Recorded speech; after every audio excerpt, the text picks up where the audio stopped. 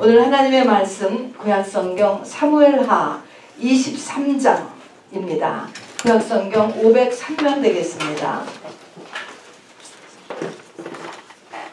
사무엘하 23장 503면 23장 1절에서부터 17절까지 저하고 한 절씩 교독하겠습니다.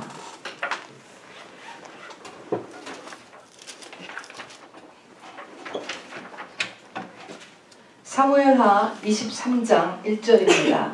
이는 다윗의 마지막 말이라. 이새의 아들 다윗이 말하며 높이 세워진 자 야곱의 하나님께로부터 기름 부음 받은 자 이스라엘의 노래 잘하는 자가 말하노라. 여호와의 영이 나를 통하여 말씀하시며 그의 말씀이 내 혀에 있도다. 이스라엘의 하나님이 말씀하시며 이스라엘의 반석이 내게 이르시기를 사람을 공의로 다스리는 자 하나님을 경외함으로 다스리는 자여 그는 돋는 해의 아침빛 같고 구름 없는 아침 같고 비 내린 후의 광선으로 땅에서 우미 돋는 새풀 같으니라 하시도다. 내 집이 하나님 앞에 이같지 아니하냐. 하나님이 나와 더불어 영원한 언약을 세우사 만사에 구비하고 견고하게 하셨으니 나의 모든 구원과 나의 모든 소원을 어찌 이루지 아니하시랴. 그러나 사악한 자는 다 내버려질 가시나무 같으니 이는 손으로 잡을 수 없음이로다. 그것들을 만지는 자는 철과 창자루를 가져야 하리니 그것들이 당장에 불살르리로다 하니라. 다윗의 용사들의 이름은 이러하니라. 다금온 사람 요셉바셋이라 하는 사람 아디노라고도 하군. 자는 군직원의 두목이라. 그가 단번에 800명을 쳐 죽였더라. 그 다음은 아우아 사람 도데의 아들 엘르하살이니 다윗과 함께한 세 용사 중에 한 사람이라.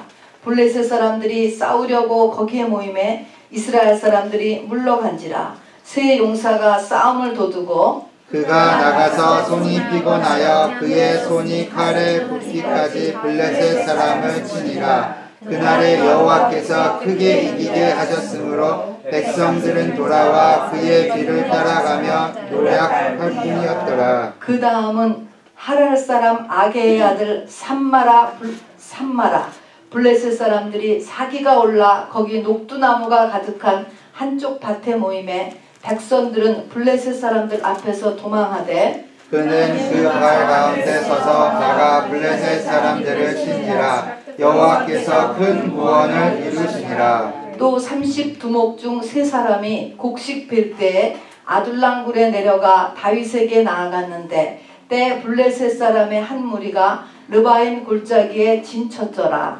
그때에 다윗은 산성에 있고 그때에 블레셋 사람의 요새는 베들레헴에 있는지라. 다윗이 소원하여 이르되 베들레헴 성문 곁 우물물을 누가 내게 마시게 할까 하매 세 용사가 블레셋 사람의 진영을 돌파하고 지나가서 베들레헴 성문 곁 우물물을 길어가지고 다윗에게로 왔으나 다윗이 마시기를 기뻐하지 아니하고 그 물을 여호와께 부어드리며 이르되 여호와여 내가 나를 위하여 결단코 이런 일을 하지 아니하리이다.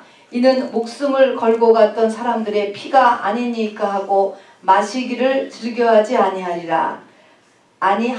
세 용사가 이런 일을 행하였더라. 건너뛰어서요 39절 같이 읽고 마치겠습니다. 39절 23사무엘하 23장의 맨 끝절입니다. 시작. 햇사람 우리아라. 이 사람 총수가 37명이었더라. 아멘.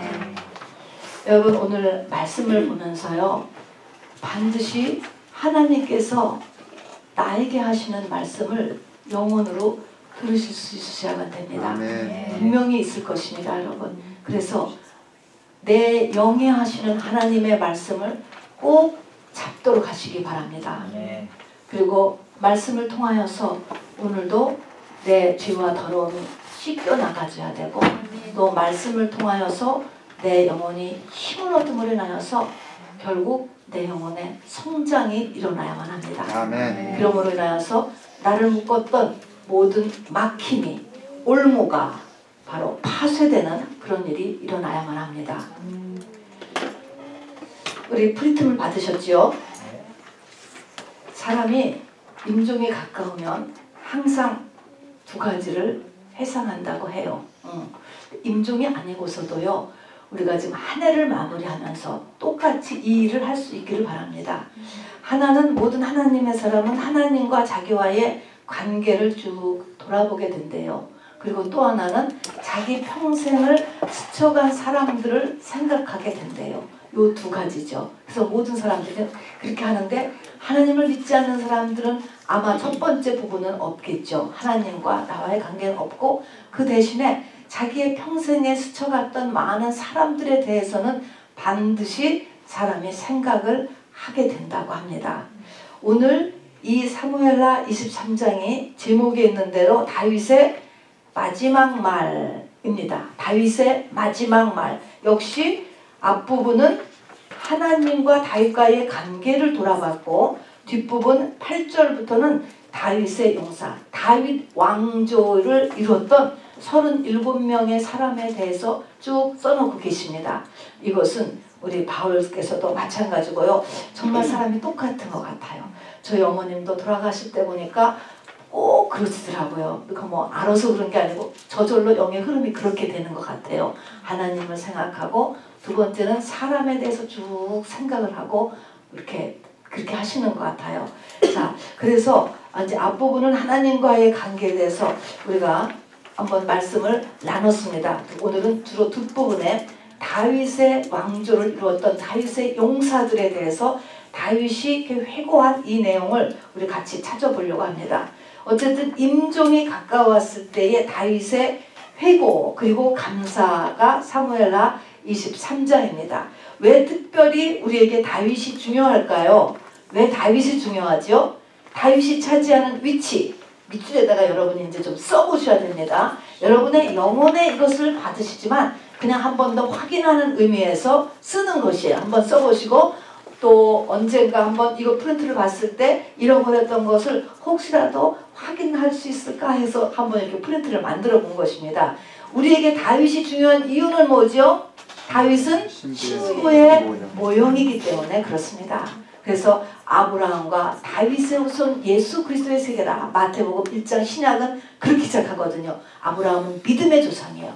믿음으로 우리가 예수 그리스도의 신부가 되는 것이 바로 우리가 이 땅에 태어난 목적이요 인류 역사가 진행되고 있는 하나님의 목적이시기 때문에 그렇습니다. 그래서 우리에게 다윗이 중요한 이유는 다윗은 신부의 모형입니다, 여러분. 자, 그래서 영적인 원리가 과거나 현재나 영원토록 동일하기 때문에 우리가 이것을 배우는 것입니다. 그래서 오늘 사무엘하 23장을 보니까 두 부분으로 나와 있습니다. 첫 번째는 하나님과의 관계 속에서의 다윗, 또 다음에는 다윗의 동료들, 이렇게 두 부분으로 나눠져 있습니다. 우리 지난 시간에 했던 하나님과의 관계 속에서의 나를 한번 리뷰를 해보면요. 여기 있는 사무엘하 23장 1절에 있는 그대로입니다. 어떻게 했자고요? 다윗은 그냥 이새의 아들, 출생이지요. 이새의 아들이고 하나님으로 인하여 높이 세워진 자고, 그렇죠. 보잘것없는 목동에서 이스라엘의 왕, 그 중에서도 가장 성왕이 되었기 때문에 높여졌습니다. 우리가 여기 있는 다 이런 사람이 다 되어야 돼요. 그 다음에는 누구의 하나님으로부터 기름 부음을 받은 자라고 자기를 소개했죠? 아이고 여러분 다 아시네. 아브라함의 하나님도 아니고 이삭의 하나님도 아니고 야곱의 하나님으로부터 기름 부음을 받았다. 야곱의 하나님은 어떤 하나님이었죠? 대강 여러분 생각해. 야곱의 어떤 하나님? 아브라함의 하나님 아니고 이삭의 하나님 아니고 야곱의 하나님은 도대체 어떤 하나님이었을까? 보면은 야곱에서 하면 딱 생각나는 거가, 야곱은 뱃속에 있을 때부터 싸우잖아요. 그리고 뱃속에 있을 때부터 한 사람은 내가 사랑했다라고 얘기한 것처럼 창세전에 하나님부터 택함을 받았다라는 거예요. 택함을 받았고, 그리고 나서는 태어나서부터 계속적으로 신부가 될 때까지 눌림의 삶이 계속되었습니다. 태어나서 자랄 때는 형한테 눌리고, 형이 장자니까, 그 다음에는 외삼촌 나간 직장에서 눌리고, 그 다음에는 아내들한테 눌리고, 또 그 다음에는 가장 사랑했던 요셉이 실종돼서 눌리고, 하면서 이렇게 평생을 눌림의 삶을 살았죠. 그리고 하나님 앞에 복을 달라고 하나님하고 그냥 약복강가에서 씨름을 해서 복을 주시지 않으면 내가 놓지 않겠나이다 라고 했을 때 복을 주었는데 그 복이 뭐예요? 그 복이 절름발이가 되는 거였습니다, 여러분. 그러나 그렇게 살았지만 바로 다윗에게는 그때부터 해가 돋았다. 다른 장르가 열리기 시작했습니다. 그리고 다윗은 다시 한번 이 야곱은 말이요. 그 다음부터 이제 그 이후로 이름이 바뀌죠. 이스라엘로. 야곱의 하나님 이스라엘인 것입니다.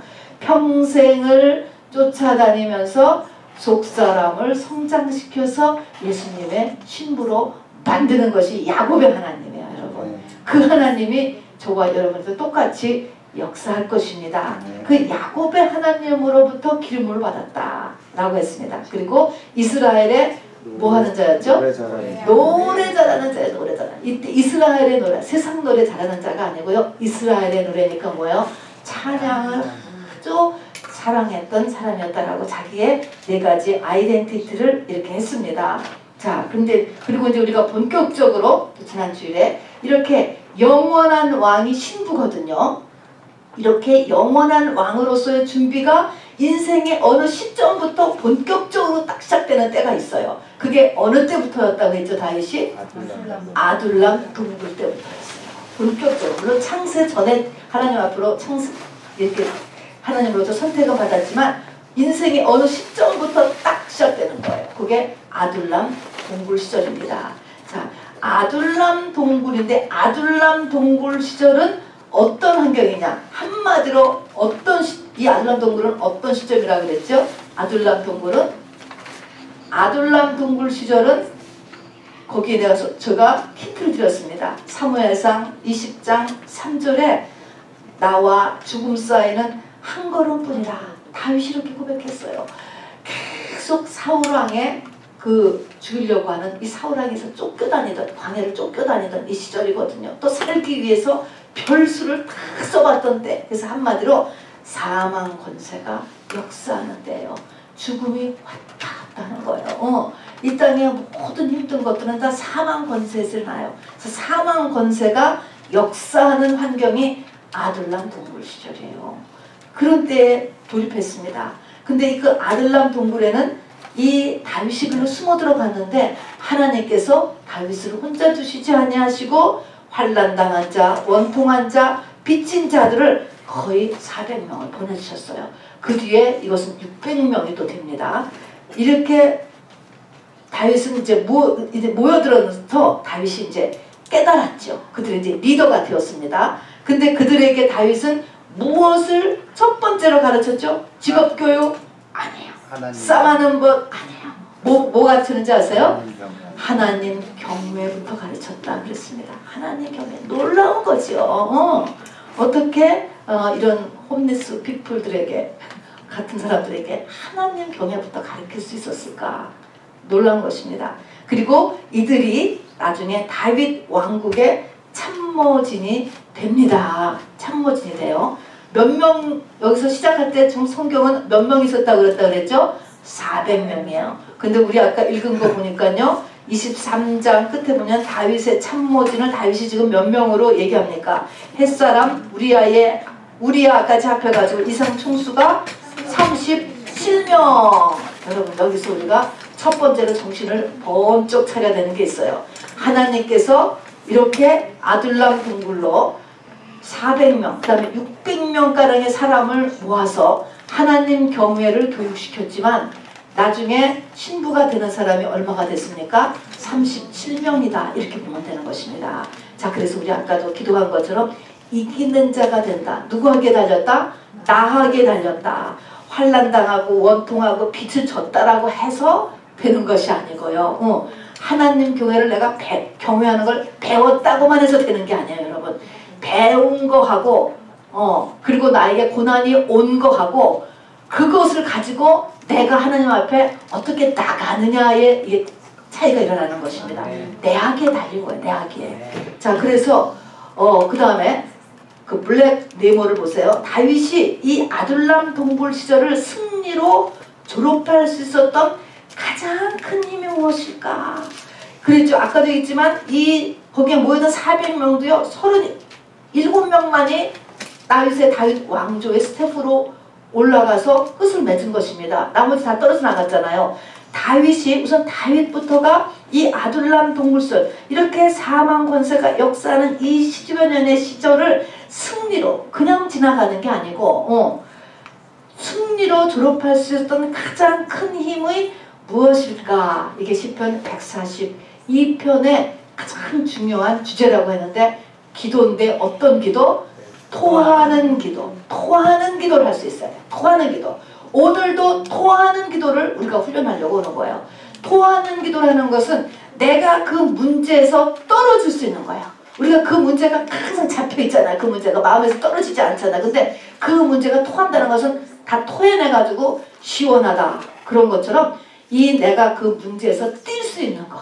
뛸 때까지 하는 거예요. 설교를 듣고 또 찬양을 하고 방언을 하고 귀신을 쫓고 명령기도를 하고 몸부림을 치든가 막 또 안수기도를 받든가 무슨 수를 쓰든지 간에 그 문제가 나한테서 떨어져 나가는 거.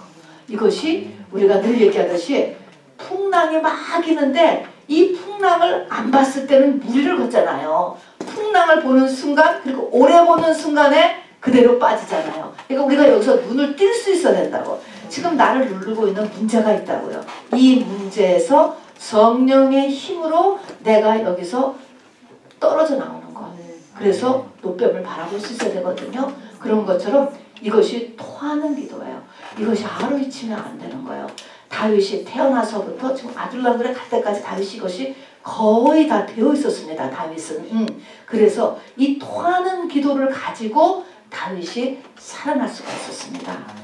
왜냐하면 하나님이 응답을 주시고 하나님이 길을 인도하시는데 내 속에 막혀있으면 하나님의 응답이 내 영혼 속에 들어가지 못하는 거예요. 길을 인도함 받지를 못해요. 내 속에 뭐가 가득 들어있으면. 이게 비어있어야 내 영혼이 비어있어야 하나님의 가이드가 거기 가이드를 받게 되죠. 또 하나님이 주시는 새 힘을 받게 되죠. 안 그러면 여전히 사단의 영에 의해서 내가 휩쓸림을 받게 됩니다. 그래서 우리는 어떻게든지 내가 내 문제에서 눈을 뗄 수 있도록 모이는 거예요. 그러면 한 번 또 했다고 다 되는 줄 아세요? 조금만 지나가서 또 밀려오는 거예요. 또 싸우는 거예요. 그래서 정기적으로 우리가 계속 싸우다 보니까 내 영혼이 성장하여서 완전히 속사람이 겉사람을 이기는 이제부터는 내가 사는 게 아니고 그리스도께서 사는 것이다라는 그런 신부의 경지에 올라가는 거죠. 속사람이 겉사람을 이기는 경지. 성령의 소욕이 육신의 소욕을 완전히 이기는 경지까지 우리가 이렇게 맨날 지금 성장해 가고 훈련을 받아가는 과정이에요, 여러분.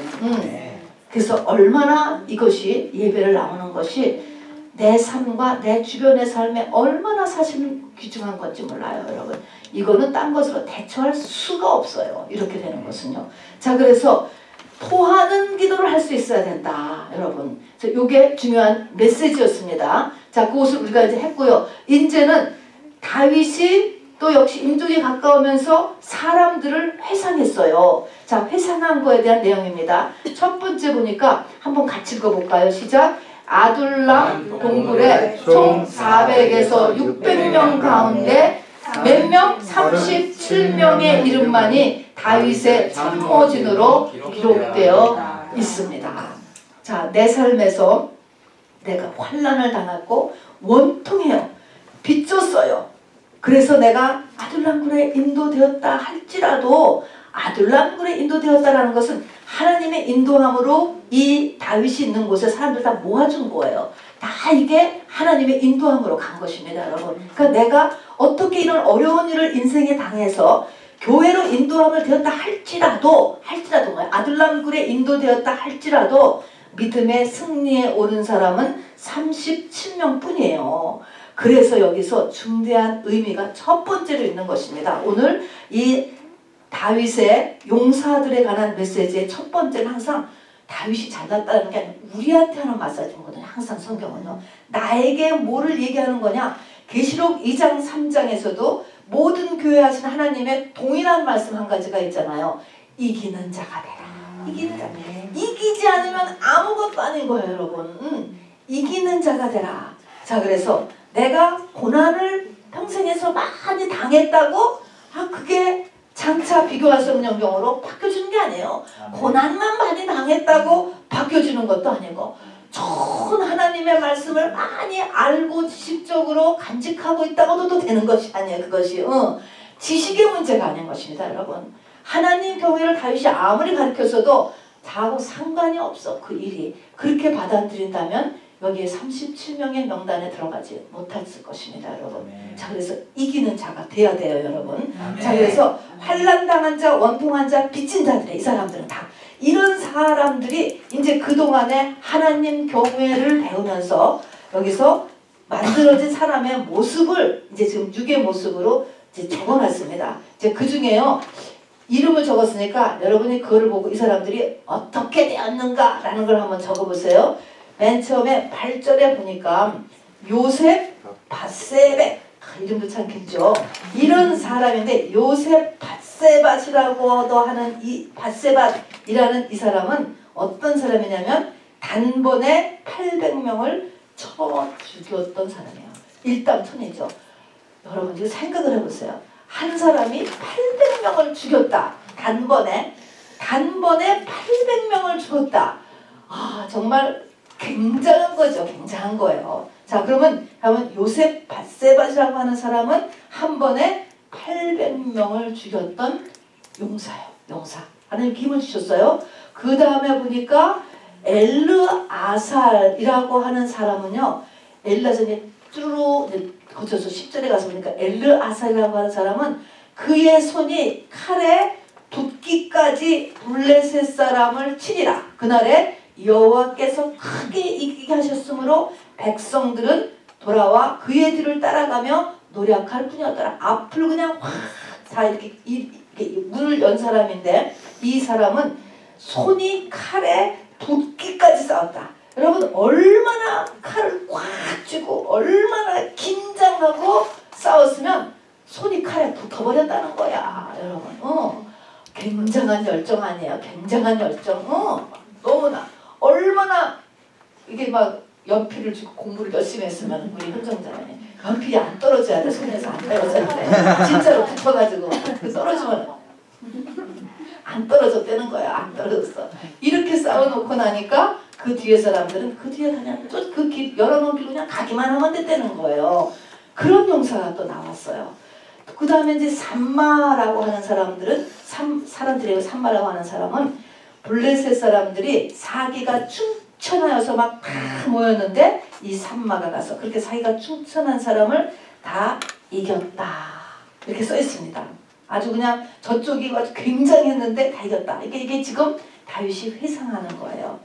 그런 다음에 이제 14절부터 17절까지를 보면은요. 지금 베들레헴의 성문 곁에 우물이 있었대. 베들레헴 성문 곁에 우물인데 이 위치가 베들레헴 성문 위치가 어디냐면은 블레셋에 있다는 게 블레셋. 문제는 블레셋은 지금 원수거든요. 그러니까 거길 가면 안 되는 거죠. 그 우물에 가면 안 되잖아요. 그런데 다윗이 목이 너무 말랐다는 거죠. 그런데 저기 성문에 저기 베들레헴 성문 앞에 좋은 우물이 있는데 이렇게 얘기를 했더니 바로 세 용사가 베들레헴 성문 곁, 그러니까 블레셋 진영에 있는 베들레헴 성문 곁에 가서 우물을 길어다가 다윗을 쳤다는 거예요. 이거 뭐야? 목숨을 내놓은 거잖아요. 그 물 떠올라가면 죽을 수도 있잖아. 적진에 가가지고 적진을 들어갔으니까. 그래서 물을 떠왔어. 그래서 다윗을 줬어. 그때 다윗이 그 물을 먹었대요? 안 먹었대요? 여기 보니까. 안 먹고 어떻게 했어요? 그 물을 여호와께 부어드렸다. 부어드리면서 뭐라고 그랬냐면은 내가 다시는 이런 일을 하지 않겠다라고 이렇게 사과를 하면서 이는 목숨을 걸고 갔던 사람들의 피가 아니니까 하고 마시기를 즐겨하지 아니하니라. 이거는 그 사람들의 피라 이거야. 물이 아니고 피라 하는 것이죠. 여러분. 성도들이 하는 거가 성도들의 피요. 피. 그거를 다윗이 알아서 자기 개인으로서는 이거를 그 물을 먹지 않겠다는 거죠. 너무 귀해서 자기가 쓸 수 없다. 하나님 앞에 부어드려봤어요. 하나님 이거 받으셨을 것 같아? 안 받으셨어요? 받으셨지. 이거는 세상 눈이 아니야. 아, 세상으로만큼으로 우리 놔주지. 그런 게 아니죠. 그게 아니고 하나님 앞에 보이잖아요. 올려드린 거예요. 이런 만큼 이런 거를 이런 사람들이었다. 여기서 다윗의 모습도 볼 수 있고 우리가 거기에 있는 그 용사들의 모습도 볼 수 있잖아요. 서로 얼마나 이렇게 긴밀하게 협력관계라고 할까요? 뭐 어머니와 아들 사이 관계쯤 되는 것 같아. 제일 튼튼한 거가 어머니와 아들 사이니까 그럴 정도로 관계가 튼튼한 것 같아요. 또 그러고 나서 동료들 앞에서 회개하잖아요. 내가 왜 괜히 그냥 저기 블레셋 진영에는 베들레헴 성문 곁에 우물을 먹고 싶다 그래가지고서는 이렇게 위험한 지경에 이렇게 하였는가라는 것을 회개했다고 했습니다.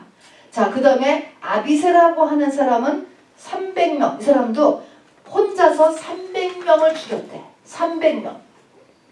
그 다음에 분이야라고 하는 사람은 사자를 죽였대. 삼손이 또 있어. 삼손. 사자를 죽였대. 사자. 저는 개도 못 이길 것 같은데 어떻게 사자를 죽이지? 얼마나 짐승이 무서운데요. 사자를 죽였대요. 그리고 이제 쭈루룩 또 누가 쭉 나오고 그건 뺐어요. 제가 이제 그냥 빼고 이게 지금 다윗이 이 사람들을 기억하는 거예요. 그리고 이제 39절에 마지막 누굴 적었죠? 햇사람 우리야라 적었습니다. 햇사람 우리야가 어떻게 이 동료들의 이 모습을 이제 자기 나름의 모습을 그 뒤에를 보면은요. 우리아의 얘기는 다 알잖아요. 다윗이 자기의 범죄를 감추기 위하여서 이제 우리아를 불러내서 자기 집으로 그냥 보냈을 때 뒷장입니다. 사무엘하 11장 11절에 보면은 어떻게 생각하면 이것도 하나님의 뜻인가? 아니면은 또 다윗 왕이 나를 스페셜 케어를 해주나? 정말 우리가 어떤 말이든 하나님의 은혜인 것 같아. 이런 소리를 안 하고 이 사람이 어떻게 얘기했냐면 같이 읽어봐요. 시작. 그러나 우리아는 집으로 내려가지 아니하고 왕궁문에서 그 왕의 신복들과 더불어 자니라. 집에 가려는데 안 가고 생고생을 하는 거예요. 3일이나 그렇게 했대. 3일 밤을 이 다윗 왕이 지켜본 거예요. 제가 집으로 가야 되는데 안 간 거예요. 그리고 뭐라 그랬습니까? 언약궤와 내주 요압과 왕의 신복들이 같이 읽어요. 들에 있거든. 들에 있다는 것은 전쟁 중이라는 것입니다. 전쟁 중이거늘 어찌 나만 먹고 마시며 내 저와 지내리이까. 내가 이 일을 행치 아니하기로 왕의 사심과 왕의 혼의 사심을 가리켜 맹세하나이다. 그랬습니다. 그래서 어떻게 요압 장군한테 편지를 써가지고 나서 전장에서 죽게 하였습니다. 다윗이. 그런 내용이지만 어쨌든 이 우리아는 이 모습은 어떻습니까? 말할 수 없는 충성심이 있잖아요. 충성심. 이게 이런 사람들의 이제 모양이에요. 자, 이런 일을 이렇게 한번 이렇게 봤을 때 이런 결속이 얼마나 귀한가. 이런 결속을 할 수 있어야 우리가 신부가 되는 거예요. 저는 교회 공동체도 이런 결속이 일어나야지 우리가 전부 다 같이 승리하는 거예요. 또 가정도 마찬가지인 것 같아요. 어떻게 보면 직장도 이래야 될 것 같아요. 이런 멤버들이 돼야 될 것 같아요. 가족도 이런 멤버로 우리가 결속이 돼야 그 가족이 이 세상 사단마귀의 권세를 이길 수 있다고 생각을 합니다. 자, 그래서 그렇게 17명의 이름이 이제 쭉 기록이 되어 있고요. 자, 이런 다윗 용사들에게 또 하나의 특징이 있습니다. 여러분 페이퍼 두 번째 페이지예요. 여기 이름이 쭉 있잖아요. 또 그 다음에 이름은 그 지방 민족의 그 특성, 우리나라 그러면 철이, 영수 이렇게 듣지. 이름은 그 민족의 특성을 나타내거든요. 또 여기서 누구 사람, 바라돈 사람, 아르바 사람, 그러니까 어느 지역 이름을 여기다 다 써놨어요. 이것이 뭐냐면 이름의 특성, 지역의 특성, 이것을 보니까 이 37명, 그러니까 이 400명, 600명의 사람들이 다 이스라엘 후손들이 아니에요. 이방인, 외국인, 또 이스라엘 또 전 지역에 살던 모든 사람들이 막 섞여 있는 것을 우리가 볼 수 있습니다. 이것이 뭐냐면 마지막 때 이 신부의 모형들이 온 열방에서 오고 온 민족에서 뽑혀올 것이다 라는 모형을 역시 보여주고 있는 것이에요. 여기 쭉 아브라함의 후손들만 여기 쭉 모인 게 아니에요. 37명 400명 600명도 그러고 37명도 마찬가지로 막 이방인들 외국인들 막 섞여 있습니다. 다른 민족들이. 자, 그 다음에 하나님의 일과 하나님의 사람으로서 연결하는 것. 내 믿음이 성장해 가는 거죠. 신부를 커가는 것입니다. 믿음의 성장이나 또 하나님의 일은요. 혼자서 할 수 없는 일이다 라고 하는 중대한 의미가 있어요. 나 혼자서 산에 가서 혼자서 그냥 성경만 읽고 내가 도사가 되어 내려오리라. 신부가 돼서 내려오리라가 성경은 안 된다는 거예요. 성부, 성자, 성령 크리스티애니티 자체가 여럿이 존재가 여럿이기 때문에 반드시 공동체를 통하여서 성령의 역사가 있습니다. 그래서 여러분이 뭐든지 혼자 있는 것도 중요해요. 혼자 있을 때도 필요하고요. 그러나 우리가 엮어서 살아야 된다는 것을 잊지 마시기를 바랍니다. 그것이 시간 낭비가 아니에요. 자, 그래서 하나님의 일과 사람의 사람으로서 연결어가면 혼자서 할 수 없는 일이에요. 자, 그래서 사도 바울 같은 분도 로마서 16장에 가면 함께 일한 사람들의 이름을 일일이 다 적어놓고 있잖아요. 그 사람들의 이름이 하늘나라에 똑같이 다 바울과 같이 상급으로 또 그런 위치로 올라가 있을 것입니다. 근데 우연히도요, 이 바울의 동역자도 37명이에요. 다 세보면은요. 자, 그래서 이렇게 그 용사들이 같이 있다는 것을 얘기해 둡니다. 결론 400명, 600명 이렇게 모여 하나님께서 모아주셨어요. 그들에게 이렇게 하나님께서 그냥 이 사망 권세를 역사시켰고 그런 가운데서도 또 하나님을 경외하는 것도 가르침을 받게 하셨고 그렇지만 그 가운데 37명만이 다윗의 강요가 되었다라고 하는 성경의 증거는 무슨 자가 되어야 된다? 이기는 자가 되어야 된다.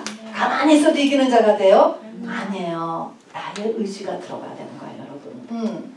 그래서 이기는 자가 되어야 된다. 두 번째로는 이 아까 사람들 우리가 쭉 읽었는데 보니까 이 사람들 각자가 각기다 한몫하는 사람들이잖아요. 800명을 죽인 사람, 막 300명을 죽인 사람, 칼이 손에 막 붙은 사람, 사자를 싸워 죽인 사람, 목숨을 걸고 막 물을 구하러 갔던 사람, 뭐 전부 다 한끗하는 사람들이 한끗하는 사람. 여러분 성령 충만한 사람은요 전부 다 한끗하는 사람이 돼요. 여러분 되게 돼 있어요. 여러분 되게 돼 있다니까. 저절로 있으나 마나한 사람은 없게 돼 있어요.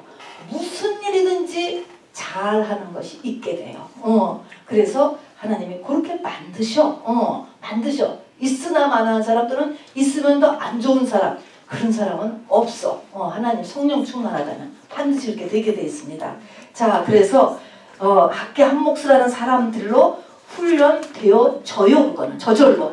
이렇게 훈련을 받으면 저절로 그렇게 된다니까. 그 다음에는 우리는 반드시 강하게 연합된 공동체를 이룰 수 있어야만 돼요. 여러분 이걸 만들 수 있는 건 능력이에요. 여러분 내가 양보할 때도 있고 내가 참을 때도 있고 그죠? 내가 손해볼 때도 있고 그럴 때가 얼마나 많은지 모르죠. 그러면서 공동체를 이뤄나갔을 때 상대방도 살리고 나도 살고 이 전체적인 관할은 누가 합니까? 하나님이 하시는 하나님께서.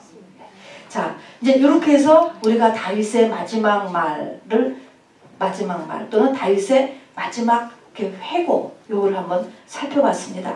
요걸 하면서 우리가 끝으로 하나 다 볼 것이 39절에 있는 햇사람 우리야라고 하는 것을 딱 이렇게 마지막에 써놨어. 그것도 맨 마지막에 다윗이 자기의 용사들 600명을 쭉 스쳐 지나가고 그 중에서도 자기와 강요가 되어서 다윗 왕조를 끝까지 이끌어갔던 37명 사람을 쭉 회상하면서 이 우리야를 딱 생각하면 기분이 어떨까? 여러분 기분이 어떨까? 이 우리야를 생각했을 때 한번 생각해 보시기 바랍니다. 자기가 죽였죠. 근데 죽인 게 문제가 아니죠. 이것으로 인하여서 하나님의 역사가 어떻게 진행되었나 이것을 생각해 보시기를 바랍니다. 저는 그래서 이것을 마지막에 이렇게 적어놓은 것 같아요. 그래서 우리야를 보면서 우리 밑에 영성 원리예요. 이것 또한 성전이 지어지는 영성 원리 4가지를 같이 우리가 알아야만 합니다. 성전이 지어지는 거나 신부가 되는 거나 또는 신앙에서 완전한 자가 되라 라고 하는 그리스도인의 완전함이나 같은 말이에요. 전부 같은 말. 자, 신부가 되려면 네 가지가 필요해요. 이것이 이 순서대로 야고보 사역, 베드로 사역, 바울 사역, 사도 이렇게 꼭 되지만 않아요.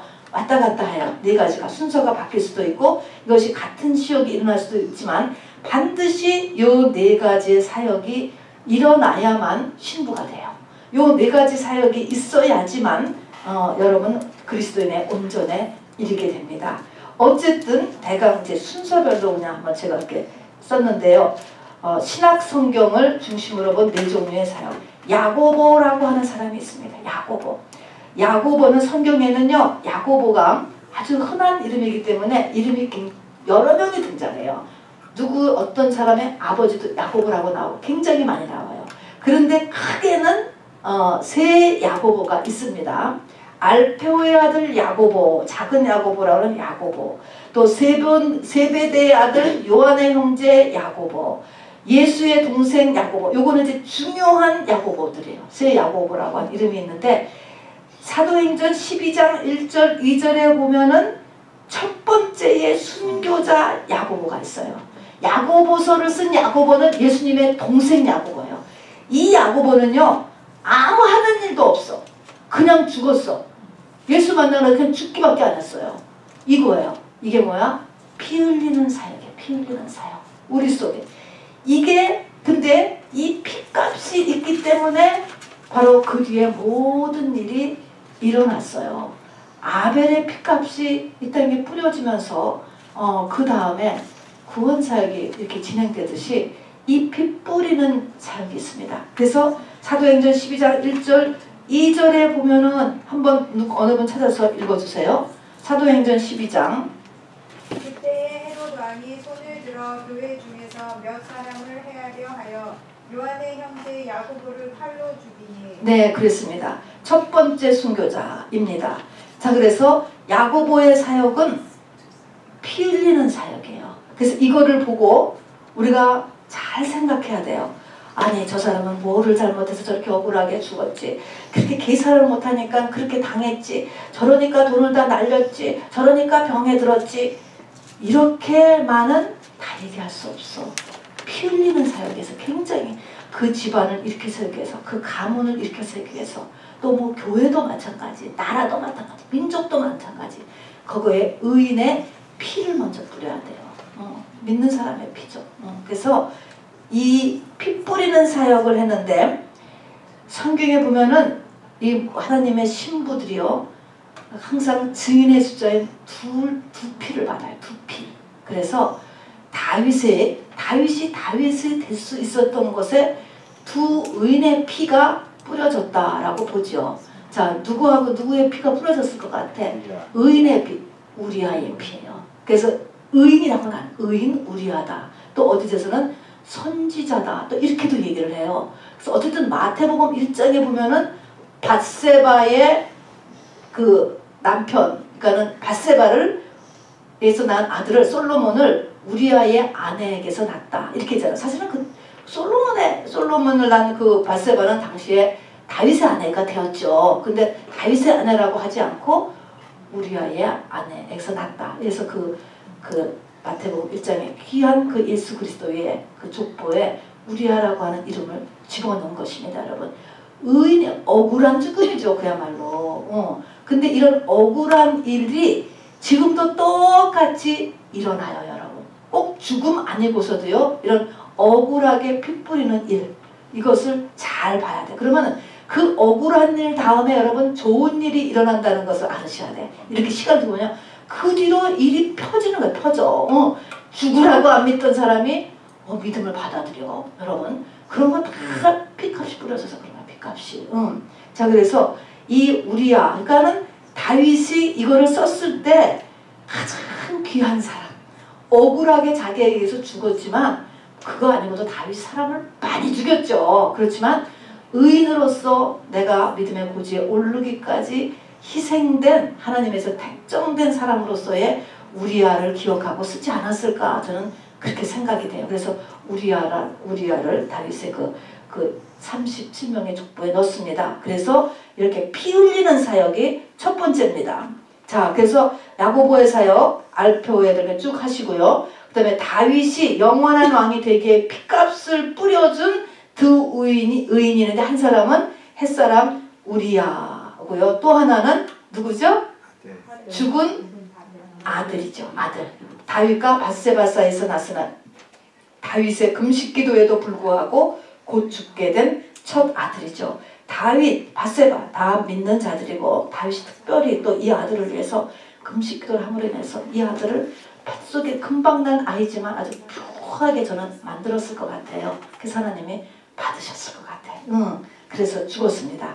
그리고 이것을 이렇게 두 피 뿌린 의인으로 보지요. 그래서 가만히 보면은요, 기독교 역사에서도 이렇게 큰 일을 한 사람들의 그 스토리, 삶의 스토리를 이런 것을 쭉 보면 피 뿌린 일들이 있어요. 반드시 피가 뿌려졌더라고요. 그래서 이거는 사람 힘으로 되는 것이 아니고 하나님께서 하셔야 되는 거예요. 하늘을 아는 것은 그런 일이에요. 자, 그다음에 이제 그래서 이런 야고보의 사역, 피 뿌리는 사역을 하는 사람도 있었다. 다윗의 그 400명 아둘람 동굴의 속에서 그런 사람도 하나님께서 준비시켰다. 그거예요. 자, 그 다음에 베드로의 사역은 씨 뿌리는 사역. 그냥 막 전도하고 그냥 이 사람 저 사람 다 와라 그냥 그런 거예요. 씨 뿌리는 사역. 3,000명 회개하고 또 이 환상을 보는데도 그냥 이방인 전도를 위해서 별별 이런 부정한 짐승들이 막 다 내려오는데도 다 먹어라 막 이렇게 하면서 그냥 막 씨 뿌리는 사역이에요. 그러나 씨를 막 뿌렸지만 그 중에서 이제 씨가 나는 게 있잖아요. 다 나지 않잖아요. 잘 나서 크는 이제 나무로서 이제 큰다고 집을 짓는 거예요. 바울의 사역은 이제 베드로가 뿌린 그 사역 거기에 하나님의 집을 짓고 세우는 사역을 하는 것입니다. 여기에는 반드시 말씀이 들어가야 되는 거예요. 물론 베드로도 말씀을 전했지만 더 구체적으로 크리스찬으로서 서가야 되는 여러 가지 말씀을 전하게 하신 것이 바울의 사역입니다. 그래서 기독교의 교리를 설명하는 로마서, 갈라디아서, 그 다음에 목회서신, 옥중서신, 디모데전후서니, 디도서니, 에베소서, 리브서, 골로새서, 빌로면서 이런 모든 것들이 다 이제 크리스찬이 되기 위한 필요한 것들이에요. 우리 이거 배워야지 돼요. 다. 삶은 어떻게 살아야 되고, 생각은 어떻게 해야 되고, 마음은 어떻게 해야 되고, 인간관계는 어떻게 해야 되고, 조합은 어떻게 해야 되고, 여러 가지를 배우는 게 하는 것, 집을 짓는 것입니다. 근데 이렇게 다 했어도 사람들은 하나님을 떠날 수 있어요. 왜 그래요? 이것만 갖고서 만족이 안 되기 때문에. 인간의 마음속 깊은 곳은요, 영이기 때문에 영을 만족시키지 않으면 뭘 해도 만족이 안 돼. 솔로몬 같이 부귀, 영화, 돈 줘도 그때는 좋지. 그때는. 근데 더 지나가면 만족이 안 되는 거예요. 이건 사람이기 때문에 그런 거예요. 그것을 만족시킬 수 있는 사역이 누구죠? 요한입니다. 요한은 무슨 사역이에요? 영의 사역. 그래서 혼 이것을 가지고는요 절대로 인간은 만족할 수 없어요. 짐승은 육만 가지시면 만족할 수 있어요. 근데 육 가지고 안 돼요. 또 혼 앞으로 AI가 나오면 혼 가지고도 AI는 만족될 것이야 아마도. 그런데 그렇게 혼을 갖고도 인간은 만족이 안 돼요. 혼적인 것으로는 해결되지 않아요. 그래서 요한의 사역은 영의 사역입니다. 영의 사역. 자, 그 다음 거 한번 읽어보세요. 같이 읽어보세요. 제가 이거 프린트가 잘못돼서 좀 마이크 가지신 분 한번 읽어주실래요? 물고기가 빠져나가지 않도록 그물을 깃고 있다가 부름받는 요한. 그는 성령 받은 사람들에게 영적 진리를 밝힘으로 마지막으로 주님을 떠나 빠져나가지 않도록 하는 사역을 하게 될 것을 암시. 반면 베드로는 물고기를 잡아다 부름받음으로 물고기를 잡는 사역에 쓰임 받을 것을 암시. 네, 그렇습니다. 그래서 그곳에 그런 큐를 주는 거가 그들이 부름받을 때의 모습을 성경에 기록되고 있거든요. 근데 베드로는 항상 고기 많이 잡는 거가 소원이었잖아요. 그래서 그냥 이 아침까지도 밤새 수고했지만 고기를 잡지 못하였나이다 하니까는 예수님이 기쁜 데로 가서 물고기를 내려라. 그러니까 말씀에 의지하여서 금을 내리나이다 하니까 거기서 아침에는 깊은 곳에 물고기는 하나도 없는 때인데도 바로 그냥 물고기를 막 많이 잡아왔어요. 그래서 그 물고기를 많이 잡는 거, 그냥 많이 잡는 거. 그 물고기를 많이 잡으면서 부름을 받아요. 그게 베드로. 그래서 그냥 이 사람, 저 사람 그냥 막 교회 와보세요. 이런 거죠. 근데 그거에 비해서 요한은 부름 받았을 때 역시 어부였는데 그물을 깁고 있다가 예수님의 부름을 받게 돼요. 그래서 그물을 깁는 것은 그물이 터져가지고 나가지 못하도록 깁는다. 이것은 왜 나가느냐 하면은 사람이 아무리 혼적인 것, 육적인 것이 다 됐어도 영적인 것이 만족이 안 되면 하나님을 떠나는 거예요. 그것이 이게 여기에서 이 끝이 안 나는 것입니다. 근데 이 영적인 진리, 하나님은 빛이시다, 하나님은 생명이시다, 막 이런 말씀을 하면서 이 사람은 완전히 사람이 하나님과 연합이 되어서 완전함에 이르고 기쁨에 이르는 거예요. 진리가 온 빛이 딱 맞아떨어지는 거예요. 그게 요한의 사역. 그래서 가장 풀기 어려운 거가 이 요한 1, 2, 3, 4 요한복음, 계시록 그런 요한의 메시지입니다. 자, 그러나 그것으로 인해서 우리가 딱 매듭을 짓는 거예요. 이 땅에서의. 자, 그런 이렇게 네 가지의 사역이 있는 이 네 가지의 사역이 우리 가운데 다 있어야지 돼요. 내 가운데서 다 있어야 되고 우리 공동체에서도 다 있어야 되고 내 이 신앙생활 전체에서도 이런 사역이 네 가지가 다 일어나야만 합니다.